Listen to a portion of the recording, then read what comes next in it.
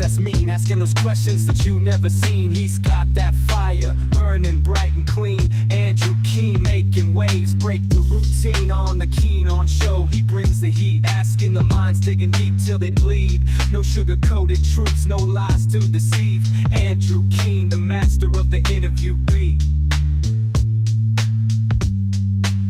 He's got the knowledge, he's got the flair, challenging ideas with a fearless stare. With every question, he's uncovering what's there. Andrew Keen, a truth seeker, he's aware. Hello everyone, welcome back. A few days ago we did an interesting show with a historian about the 1990s. Terry H. Anderson has a new book out, Why the 90s Matter. And in my conversation with Anderson, I hope you all saw it, we talked about NAFTA and its impact on the 90s, representing a kind of conceptual middle point, high point, low point, depending how you see it. And of course, resulting at the end of the 90s, a kind of end moment, appropriately, the 1999 Seattle WTO, World Trade Organization protests. Those protests, as it happens, have been put into an interesting oral history. 1 week to Change the World by my guest today, D.W. Gibson. I was going to say Griffith, but of course that would be a Freudian error. D.W., congratulations on the new book. To what extent, in your view, are these 1999 World Trade Organization protests, do they represent not just literally, but the symbolic end to the 1990s? Absolutely, yeah. I mean, I think symbolically and sort of functionally, they were, the biggest protest you've seen in the U.S. 50,000 people. It was a protest that stated a goal to shut down the World Trade Organization meetings, and it met that goal. What other protest movements can we say that they set a goal and they met that goal in the last 50 years? Since the Civil Rights era in American context. So I think it was a major moment, and there was a lot of energy coming out of that moment in terms of organizing and keeping the campaign going. In 2000, saw a lot of that activity continue, but then of course, the work that was being done hit a wall called 9/11, which sort of rerouted a lot of the organizing efforts into anti-war movements. But what they set out to accomplish in 1999 was major, and they accomplished it, and it left a big impact on the World Trade Organization and its trajectory over the 25 years since then. D.W., in my conversation with Anderson, he quotes a couple of people about the 90s. One conservative critic who described it as the most inconsequential decade, and then Kurt Anderson, the progressive journalist, who describes it as the most fun decade. I'm guessing for you and for many of the people who you spoke to for your oral history of the protests against the World Trade Organization, that the 90s was neither. It was certainly consequential, but it wasn't a lot of fun. How would you summarize the 90s as a decade in terms of the run-up to these protests?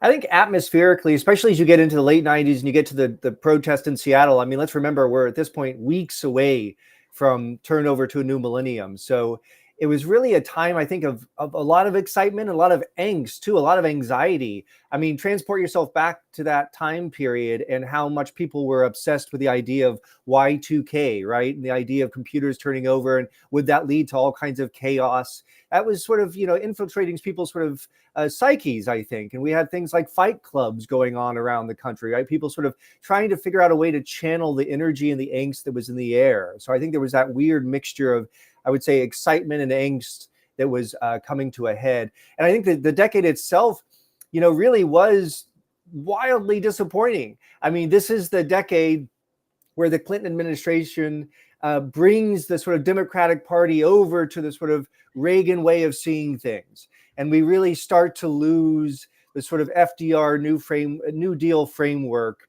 social safety net, civil society. All of these things start to go more toward a neoliberal point of view as Clinton administration brings the Democratic Party into sort of the Republican sphere, if you will. And I think we're still living with those consequences. I think that continued with other Democratic administrations since then, and we've only continued more in that direction. I think we can look back at it as a very, very disappointing moment that way. Well, that's why the 90s matter, at least for D.W. Gibson. What about NAFTA, D.W.? How critical was it? It was signed by the leaders of Canada, the US, and Mexico in 1994. It's become the thing that not just the left, but the Trumpian right now sees as the root of all evil. For you, how important was the signing of NAFTA in 94? Yeah, that was so much. NAFTA was so much of this sort of brew that we're talking about in the 90s, because it really did diminish sort of the place of unions and workers in terms of figuring out new world order. I think there are a lot of people in Seattle that were making the point, look, it's not about anti-globalization. It's not about anti-globalization. It's about a globalization that works for individual human beings and isn't written by corporate entities sort of making all the rules and enforcing all the rules, right? And so we see that the beginning of that with NAFTA. It's nation states coming together, deciding sort of how the chess pieces are going to be moved about. And unions and workers really don't have consult on that. Unions didn't get the legal consult they were supposed to get on the NAFTA signing. They really sort of rushed that through. So, and that's where you see a lot of the energy coming in Seattle. That's how you're able to get, steel workers and AFL-CIO and Teamsters marching side by side with environmentalists, groups that they were previously sort of been butting heads with, because there were so many ways in to sort of getting upset with WTO and the way globalization was happening. You could come from so many different angles, from debt relief, from labor, from environment, for so many ways into sort of caring about this. Seed patenting, right? We had Vandana Shiva from India there. She was talking about seed patenting and sort of the big companies starting to ramp up those efforts. So it's a big tent coalition that we see in NAFTA, and the after effects of that help build that big tent and all of the energy that was there. DW wrote a book called 14 Miles, Building the Border Wall, a book about Trump's attempt to build the wall. Was the movement that came out of this opposition to NAFTA and the free trade deal put together by Clinton and the people who run Canada and Mexico, was it anti-immigrant? Yes, absolutely. Because consider this. So consider just to, you referenced my book, 14 Miles. I was looking at a stretch of the U.S. border from the Pacific Ocean to the Otay Mesa Desert in California. You have already 2 border crossings in that 14-mile stretch, right? And there was a place in the desert about 6 years ago now where the Trump administration was building 8 prototypes of a border wall that they were going to sort of audition and do one of the best models. All of that sort of got thrown out and none of it was used. But in that space in the desert where they were building those 8 prototypes of a border wall, once they tore them down, what did they build in that space? They built a port of entry. They didn't build a wall, they built a port of entry, a way to bring goods into the country. And it was a commercial port of entry. That's what's important. It was all about bringing goods from all of the factories in Mexico, the maquiladoras right on the border, bringing those goods into the US, finding a way to do more of that, right? So we're constantly finding ways to bring goods, products into the country. But yet the people who make those products just a few miles across the border can't come into the country. So we found all kinds of ways to let products flow freely between countries, but the people who make them possible, human beings, no, they can't travel. So consider the fact that humans don't have the same sort of opportunities of the products that they make. That's really perverse in some ways. And I think that that's where you start to see with NAFTA and with some of the efforts the Clinton administration put forward alongside NAFTA, like Operation Gatekeeper, which was a big push to ramp up border patrol, ramp up enforcement, and a lot of the casual crossing that had happened before, even day laborers that would often go across the border to work in the US all day and then go home at night. That stuff went away because it wasn't possible anymore. It was keep the work in Mexico where we can pay a fraction of the price and send the goods to the US and stop letting the people come in. So you definitely have a lot of anti-immigrant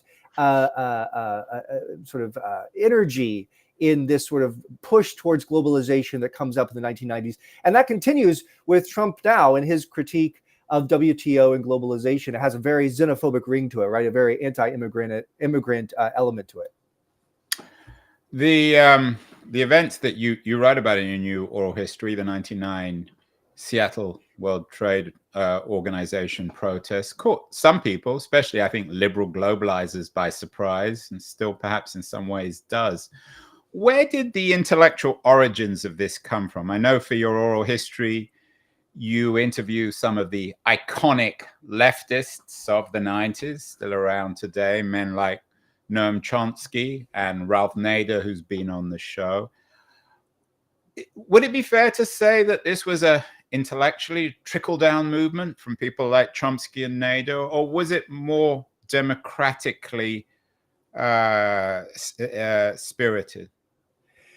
That's a really good and hard question, because there were different factions that came together to make these protests possible. 50,000 people.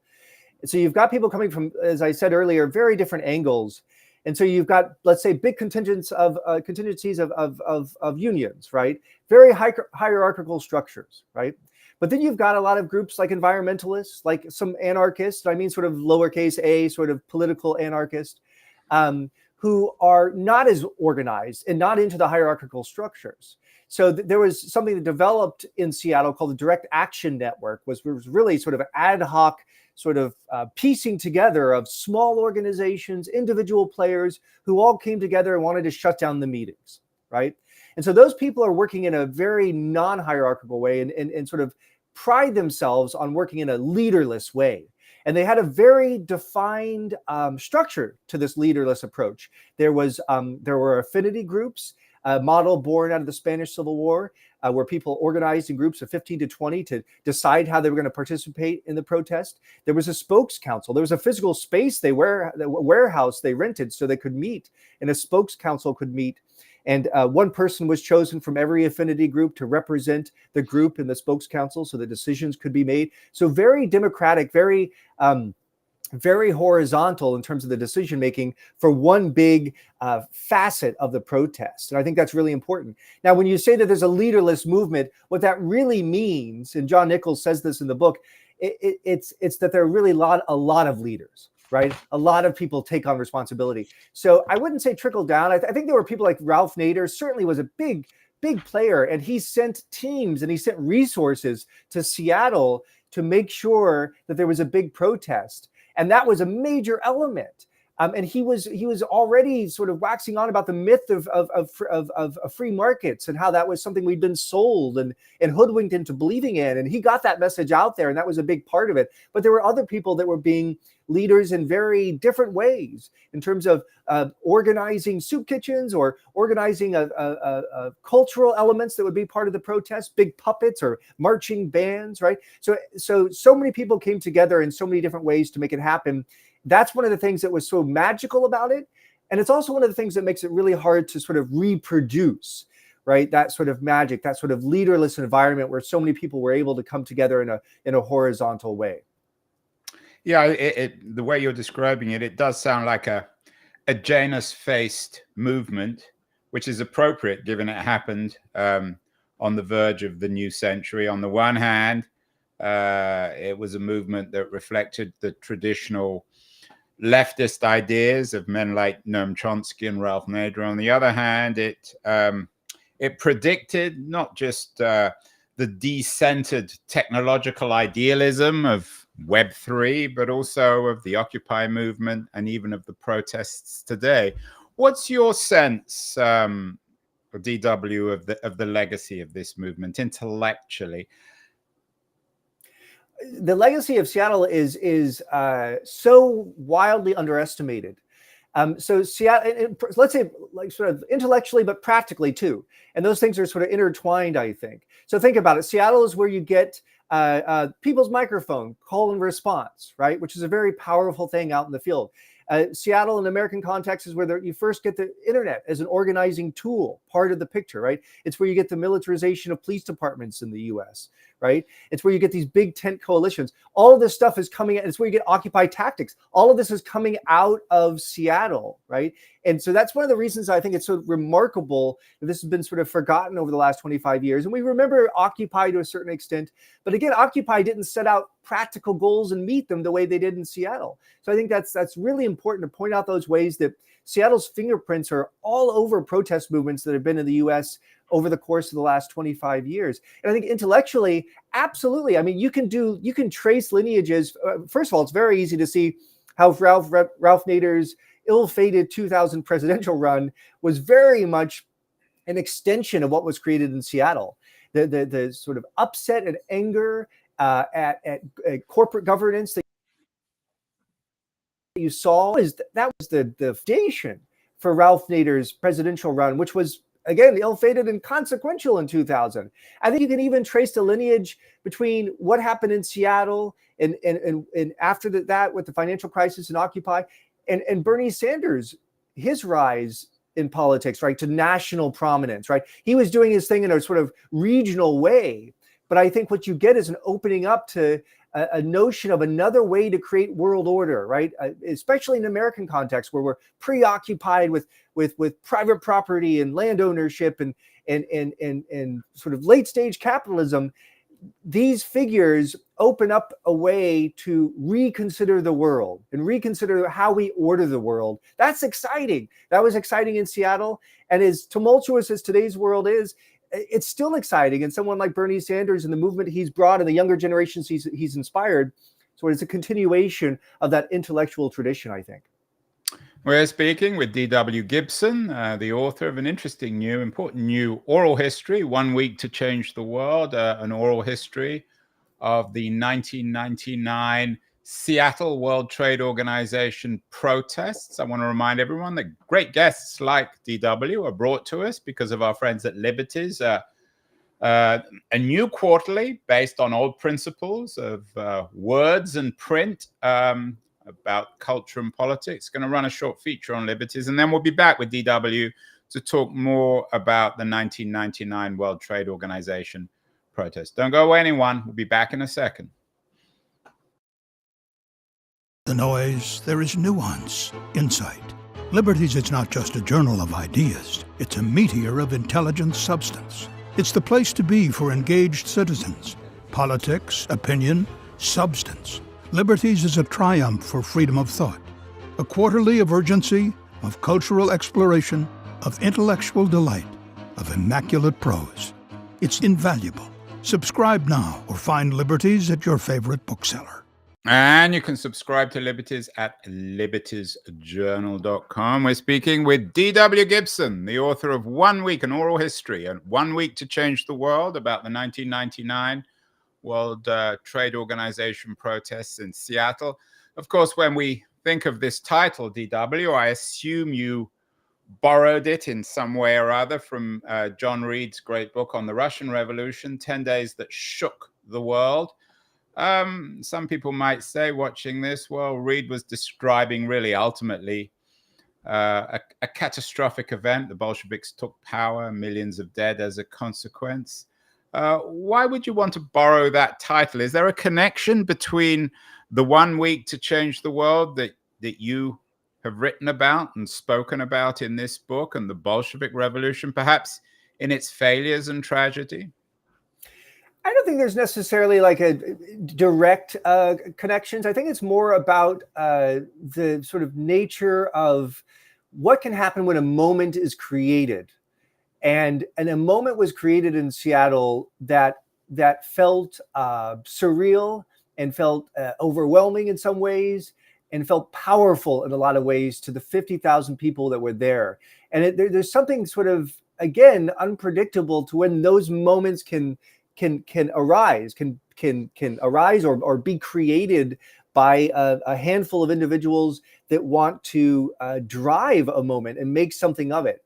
And so I think it's sort of that energy of all these people coming together and having that thought that they could make a difference. I mean, that again is tapping into that time frame of 1999 and people dealing with the anxieties of that and the excitement of that turnover to the new millennium. And it felt like people that I interviewed talked about how it felt like a time where we could start over. We could create a new beginning. We could find new ways to organize the world. And I think that sort of in that sort of more grandiose sort of thinking, in that energy of a created moment, I think there you find a parallel, right? And those are the sort of the blips on the radar as we look back sort of at our historical timelines, those moments that arise that are magical. And you want to look back at the ingredients that went into them and understand them as best you can, how those moments were created. You talk about them being magical, but when you look at the Wikipedia page, for example, for the World Trade Organization protest, there's a picture of a police officer spraying pepper spray at the crowd. Was it quite terrifying too? And is its legacy in some ways the violence of the police and perhaps the violence of the demonstrators? Yeah, it was. I think it was terrifying. People have, I learned so much working on this book, and there are so many parallels to today's world. It's remarkable. But beyond that, it's a damn engaging story. From beginning to end, it's really quite a riveting story. It was week-long protests, and every day there were major events. And some of them were absolutely terrifying. Let's remember that the police department ran out of tear gas on the second day and had to ask the FBI to fly in new supplies from Colorado, which they did by jet in a matter of hours. Ever incompetent, the U.S. police force. Exactly. And so they weren't sorry to interrupt, DW, but so the authorities themselves, the police, the politicians, were they not expecting violence? They were not. It depends on what you say when we talk about law enforcement or police, because there were so many layers. There was the Seattle Police Department, there was the Sheriff's Department, there was the state troopers. And then because President Clinton was going to be there, there was also the FBI and the Secret Service. So you have all these layers of law enforcement, and the primary layer, the police department, which had the primary responsibility, the leadership there, as well as the mayor of Seattle, they were caught off guard. They had an ill-fated dream that they could let the World Trade Organization have their meetings and also let all the protesters do what they wanted to do. And they wanted both of those things to happen. And they both couldn't happen, because the protesters' goal was to shut down the meeting. And so it was incongruous. And the police department and the mayor were sort of lying to themselves about that. And over the course of the week, as things became more serious, other law enforcement offices sort of took over. And especially as Clinton's visit approached, the Secret Service and FBI took over and really made local law enforcement take back the streets and become more violent with the protesters. And I think, you ask about violence. I think violence is one of the most tricky parts to talk about when we talk about Seattle, because I think that's what it's remembered for. If anyone does remember it, they're like, oh yeah, a bunch of people smashed windows, right? And there was a bunch of tear gas. And those things happened. There was a bunch of tear gas. Yeah, it was known. I mean, according to Wikipedia, it's often referred to as the Battle of Seattle. Exactly. So you have police reacting in this strong way because they were caught on their heels. They weren't expecting the volume of people and the sort of fight within the people. And when I say fight, I don't mean actual violence, but I mean their determination. So they underestimated that, and they're overreacting. And then what you also had is you had one small contingent of protesters. Everyone I spoke to estimated about 50 people who were called themselves the Black Bloc. That's how they sort of organized. They put masks over their face, and they smashed windows at stores, Starbucks, and tried to go to Nike Town and smash all the windows. And that was their way of protesting. But the thing is, all the other people that were there, the other 50,000 people that were there, did not want to do that. They were all committed to nonviolent civil disobedience. And so when those 50 protesters started smashing windows, that became the story in the media. And I think one of the things we learned in Seattle, and we're seeing again in today's world, is that the media continues to fail us in terms of telling us the story, right? So the story switches from being about globalization and the World Trade Organization and workers and environmental concerns and all of these things, and it becomes about 50 people that smashed windows, right? Because those become the best pictures to put on the evening news. Those are the best pictures to put in the newspapers. But what also happened was hundreds of protesters linked arms around stores that they really hated, so that the Black Bloc could not come and smash the windows, and they protected those stores. The next morning, several protesters got trash bags, brooms, dustpans, and swept up a lot of the mess so that it wasn't there anymore. That story wasn't reported by the media, right? So it's so tempting for the media to go to the shiny object and tell that story, and I don't think we can avoid doing that. But do we have the capacity to tell two stories at once? Can we tell the story of windows that were smashed one afternoon, but also tell the story of how 50,000 people blocked 13 intersections so that one of the most powerful international organizations in the world couldn't hold their meetings and reach a new agreement? Can we tell that story too? We have to be able to tell two stories at once. We see this now with Gaza pro-Palestinian protest, right? I was at Columbia University several weeks ago when things were going on. I saw what was happening there. Yeah, there were hot spots, but there were also people sitting in tents talking, reading, having lunch, listening to music, right? So we have to be able to tell both of those stories at once, and we can see that the media still doesn't have the capacity to do that. And I think that's one of the biggest things we learned in Seattle. And you know, the protesters were well organized, trying to take control of the media as best they could. They established an independent media center. This is the first time people can sort of go out with audio devices or cameras on their own and try to tell their own story, and they can try to feed those stories into traditional media outlets, right? Evening news and so forth. And they were well organized in doing that. That's where you get Democracy Now! And independent media centers. They're all coming out of Seattle movement. That's another part of the legacy of Seattle. Could conservatives, though, DW say the same thing? I don't know about January 6th, for example. Oh, there were a few violent extremists carrying Confederate flags, but most of us were really concerned about the results of the election, or even say the same about events in Charlottesville. Yeah, I think it's a really good point. And January 6th definitely comes up in the book because people sort of face that question. I think the key difference is the protesters, by and large, and you can see this even from video footage. You look at video footage from Seattle, very well documented. January 6th, very well documented.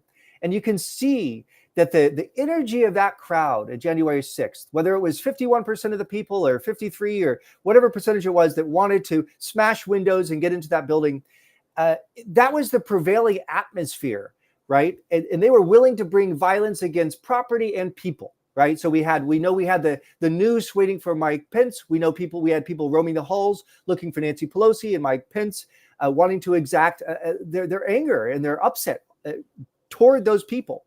What you had in Seattle was, again, 50,000 people committed to nonviolent civil disobedience. So as the police sprayed tear gas at crowds and pepper spray directly into people's eyes, you had no violent reaction from any of those individuals. I've talked to law enforcement, all the agencies I outlined already. None of them have claimed that any of the protesters came at them with violence, right? The way we saw the protesters on January 6th go at law enforcement with violence, right? So you can isolate these 50 people that, again, didn't have any objective to bring violence against people, only against property. And we can debate that and whether or not that's intelligent, that vandalism. But it is vandalism. And they had no plans. And I interviewed these people, part of the Black Bloc. They're in the book. They had no goals whatsoever to bring violence against people. So you see this distinction on January 6th, where there was absolutely prevailing energy to bring violence against people, to hurt law enforcement. And in fact, law enforcement was hurt and in fact died, as we know. And also vandalism against the building, right? And that was the prevailing approach for those protesters. But in Seattle, 50,000 people, prevailing approach is to sit in the street and get your eyes blasted with pepper spray and to remain nonviolent. And I think that's the sort of distinguishing factor. You mentioned, DW, that the media didn't always do a great job telling the story, but your media, of course, and you're telling this story in your important new book about these demonstrations, 1 week to change the world. You spoke, of course, to the Chomskys and the Ralph Naders of the world, the leftist aristocrats, or the aristocracy, intellectual aristocracy of the leftist movement of the last part of the 20th century in America.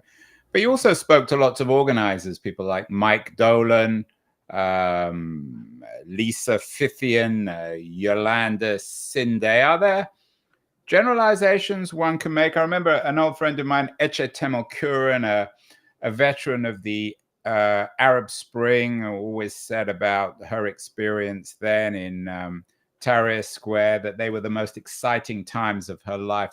Many of the people you spoke to, do they remember this period with a romantic nostalgia that this was the one moment in their life where everything seemed possible, kind of almost like 1968? Yes, a lot of that. Absolutely. A lot of fondness people have for that week, no matter how difficult it was. No sleep, little food, threats of violence around you, danger around you from the police. Lots of romance. Were there any? Oh yeah, there were some so. there were a few love children came out of Seattle. Couples who came together and have children that were born shortly after, and so that's sort of, in some cases, personal histories of part of the legacy of Seattle, and in fact, some second generations of organizers and protesters out of it. So yeah, absolutely, all kinds of interpersonal squabbles too, right? I mean, I mentioned earlier this sort of coming together of the Direct Action Network, which again was an informal organization of a lot of individual players and small organizations that were really gritty and really focused on shutting down the meetings. But then you also had someone like Mike Dolan, who you referenced, who was part of Ralph Nader's Public Citizen, and was, as he just self-described, sort of, I'm the DC guy, I'm the NGO guy, right? So all those people from the Direct Action Network, the anarchists and the sort of the environmental groups, they viewed someone like Mike Dolan with a lot of suspicion. Why are you here? What do you want to do? What do you want to do with this opportunity to protest, right? So he had to do a lot of work to sort of win over their trust and have them see that he was on the same page. He wanted to shut down the WTO as well.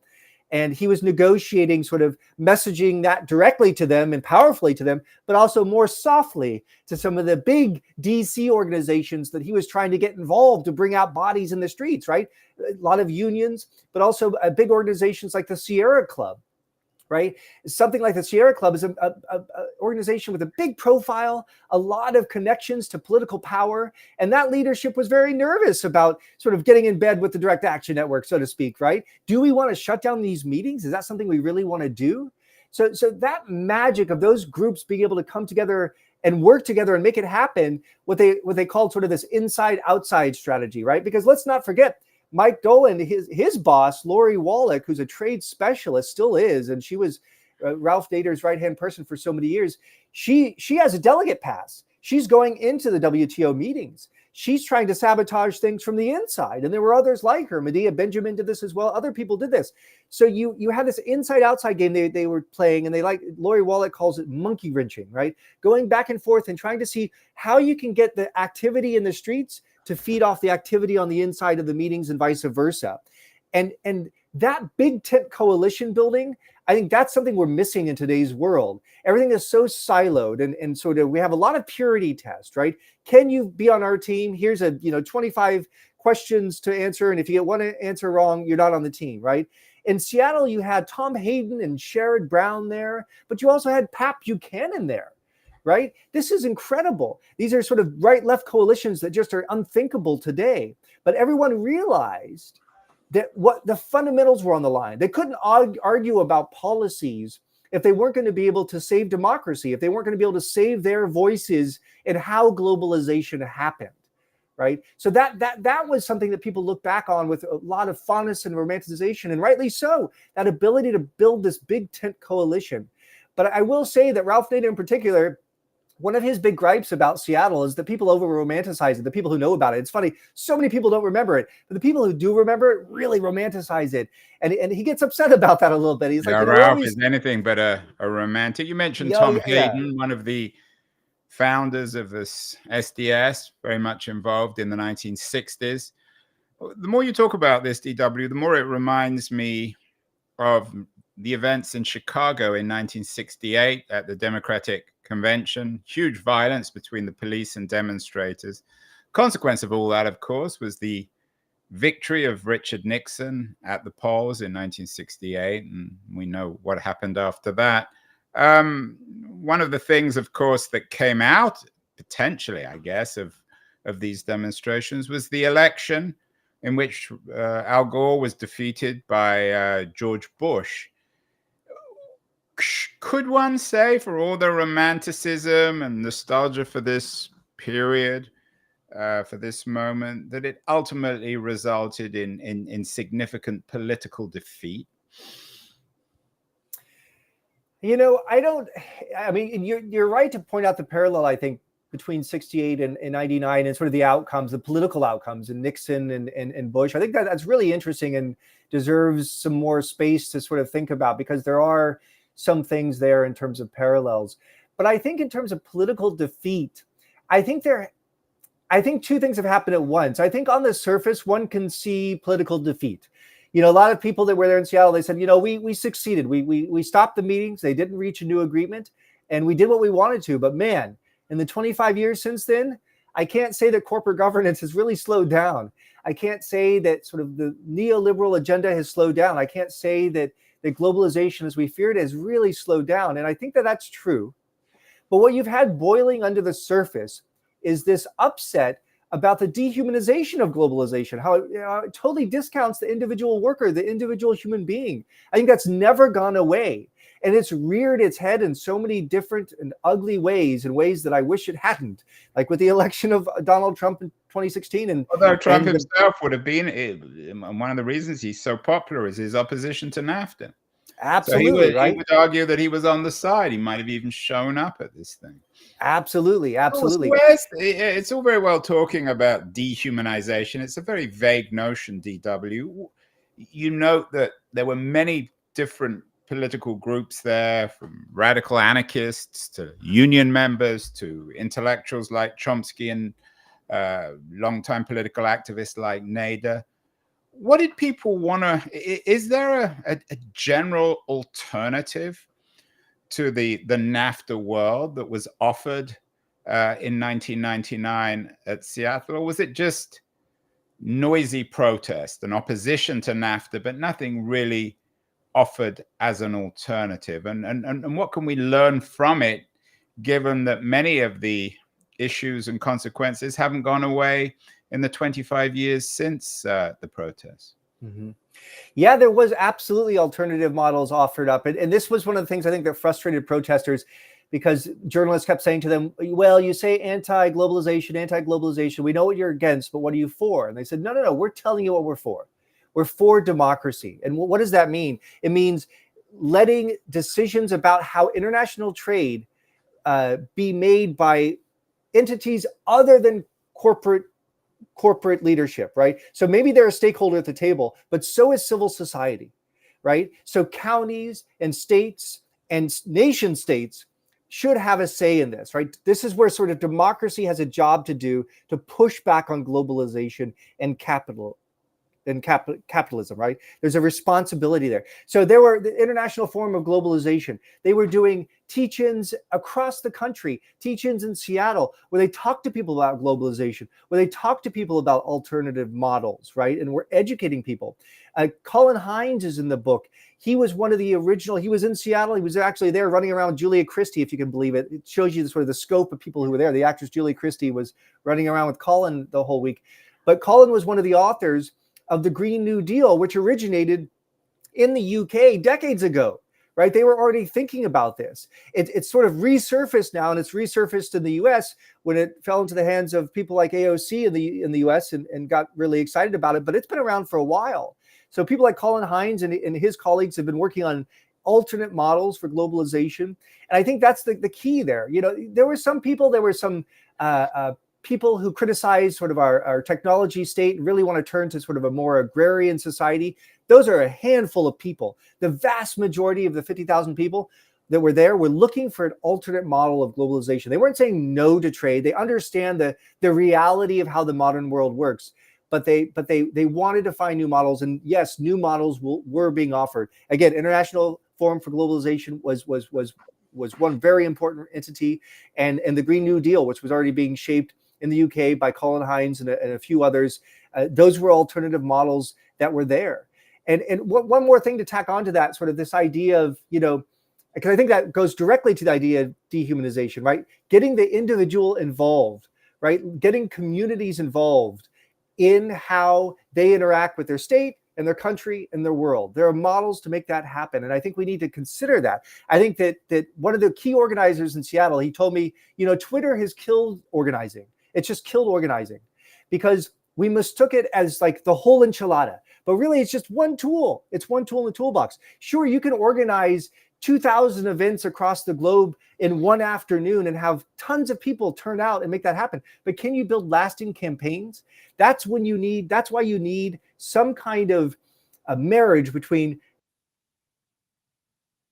the tools of the internet that are available to us, also getting in the same room and looking at each other eye to eye and working out issues. And that's where sort of that warehouse that they rented in Seattle, and they had the spokes council meeting. They called that warehouse the Convergence Center. What a great name, right? Convergence Center, that idea of all these people coming together. And if we lose that ability to get in the same room and to organize on a local level, and I'm talking geographically here, the communities we live in, if we lose the ability to do that kind of organizing, it doesn't matter what we do on social media and the internet, it's not going to build any lasting campaigns. Yeah, it's interesting, although I'm not convinced necessarily on the democratic quality. 50,000 activists went to Seattle. That doesn't necessarily reflect the fact that most people want to, for better or worse, be involved with this. Let's fast forward 25 years later. We have, in some ways, a similar series of protests around the country, this time associated with Palestine, lots of demonstrations on campus, for and against, particularly against the American involvement with Israel and Gaza. What can we learn today, finally, DW, about what Seattle taught us, particularly for activists wanting to shape American foreign and perhaps economic policy in the second quarter of the 21st century? There are so many lessons in this book that speak directly to that question. In some ways, I almost thought of the book as like a handbook, right, for activists, sort of a case study for how to make it work. So many lessons. But I think the thing that I would pull out is this, that any kind of protest without civil disobedience is totally impotent. It can't do anything. And history tells us this. I mean, everyone from Gandhi to Rosa Parks to John Lewis, so many people across the world have told us and shown us, demonstrated that civil disobedience is necessary to affect change. But you have to dial down a little bit beyond that. There are two qualities that civil disobedience has to have in order to be effective. It has to be nonviolent, and it has to have practical objectives, tactical objectives to reach practical outcomes, right? So in Seattle, 50,000 people getting tear gas and pepper sprayed, remaining nonviolent, and they knew what their objective was: block the intersections and shut down the meetings. And that had a practical outcome. And you have to envision outcomes beyond media exposure, beyond sort of getting people's attention. That's important, but you want to seek practical outcomes, right? Don't get off the bus, right? Get across the bridge, right? Go get salt. Gandhi went to go get salt, right? Have a practical outcome. So nonviolence and practical outcome for civil disobedience, that's your recipe, I think, for protests that can affect change and campaigns that can be sustained over time. Well, D.W. Griffith, I was going to say Griffith, it's not, it's D.W. Gibson. I almost fell into that trap again. The author of a really interesting new book, 1 week to change the world. The world didn't change, but some of the issues, I think, back in from the 1999 Seattle WTO protests are still around today. I want to thank you so much, DW. Best of luck with the book, and best of luck with your protests in the rest of the century. Thank you so much. Thanks so much. The voice that's mean, asking those questions that you never seen. He's got that fire, burning bright and clean. Andrew Keen making waves, break the routine on the Keen on show. He brings the heat, asking the minds, digging deep till they bleed. No sugar-coated truths, no lies to deceive. Andrew Keen, the master of the interview beat. He's got the knowledge, he's got the flair, challenging ideas with a fearless stare. With every question, he's uncovering what's there. Andrew Keen.